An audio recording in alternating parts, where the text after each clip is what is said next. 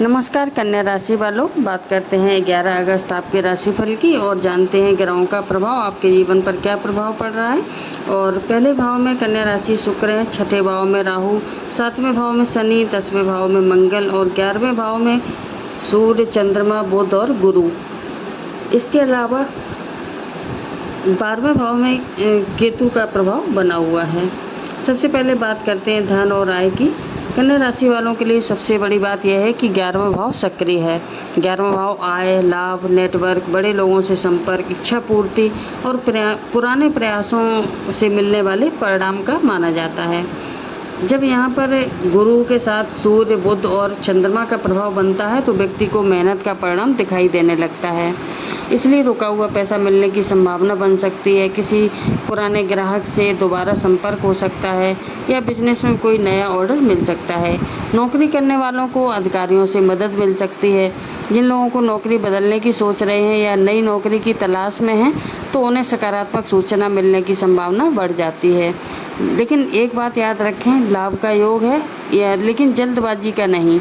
इसलिए किसी भी फैसले में आज पेपर वर्क करने से पहले या सारी टर्म्स एंड कंडीशंस पढ़ने के बाद ही कोई डील करें। नौकरी करने वालों के लिए संकेत है कि कन्या राशि के 10वें भाव में मंगल का प्रभाव है। 10वां भाव कर्म, नौकरी, पद, प्रतिष्ठा और करियर का होता है। इसलिए करियर के मामले में आज ऊर्जा आपकी बढ़ी हुई रह सकती है। आप काम को जल्दी पूरा करना चाहेंगे। नई जिम्मेदारी भी मिल सकती है। बॉस आपकी कार्य क्षमता पर ध्यान दे सकते हैं। कोई पुराना प्रोजेक्ट दोबारा आपके हाथ में दिया जा सकता है। लेकिन मंगल का प्रभाव एक चेतावनी भी देता है, ऑफिस में गुस्से में जवाब ना दें।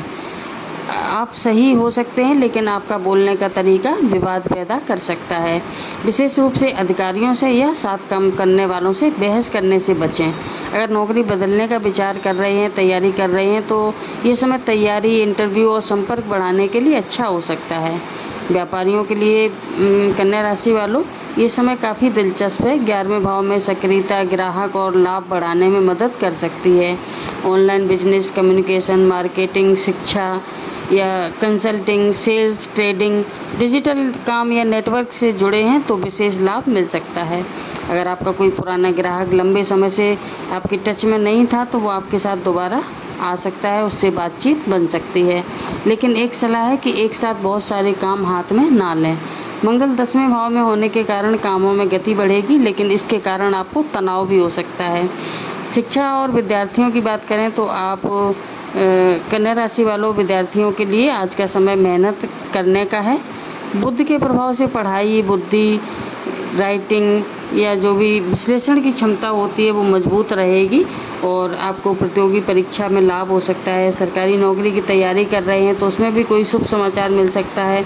अगर आप medical, engineering, commerce, computer, management, research से जुड़े हैं या कोई प्रोफेशनल कोर्स में हैं तो आपको नियमित पढ़ाई लाभ दे सकती है।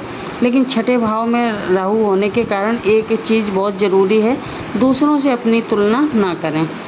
आपको लगेगा कि सामने वाला आपसे आगे निकल रहा है, लेकिन कुंडली का ये ग्रह संकेत दे रहे हैं कि आपकी सफलता दूसरों की गति से नहीं बल्कि आपकी जो निरंतरता है उससे आएगी।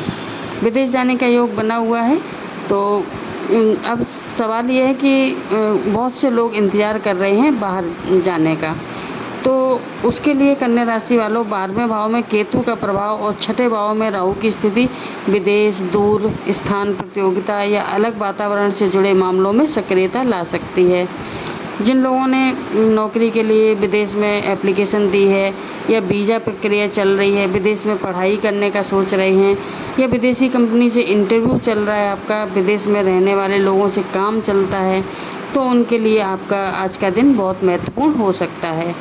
और यात्रा के लिए छोटी दूरी की यात्राएं लाभकारी रहेंगी या जो बिजनेस से रिलेटेड यात्राएं हैं उनमें पूरी अपनी प्लानिंग करके चलें। मंगल के कारण जल्दबाजी नुकसान करा सकती है। गाड़ी चलाते समय विशेष सावधानी रखें और नई यात्रा राहु काल में ना करें। तो ये था आपका आज का राशिफल। वीडियो कैसा लगा कमेंट में ज़रूर बताएं। वीडियो को लाइक एंड शेयर भी करें। चैनल पर नए हैं तो सब्सक्राइब करना ना भूलें। धन्यवाद।